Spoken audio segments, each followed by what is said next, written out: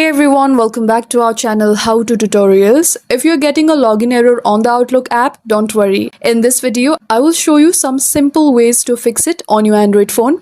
First, check your internet connection.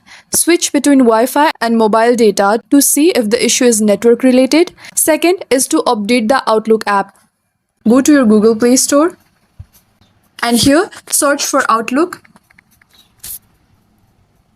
Look at the official app and tap Update if available. Outdated apps can often cause login errors.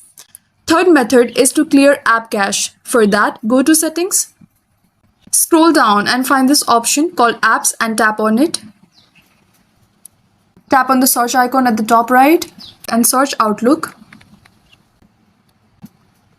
Scroll down and go to Storage and tap Clear Cache. This won't delete your data but can remove temporary glitches.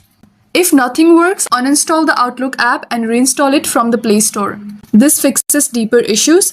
If you use two-step verification, try generating an app password from your Microsoft account online and use that to log in. And that's how you fix login issues on the Outlook app for Android. If it worked, hit like, subscribe and comment what app you want help with next. Thanks for watching and I'll see you in the next one.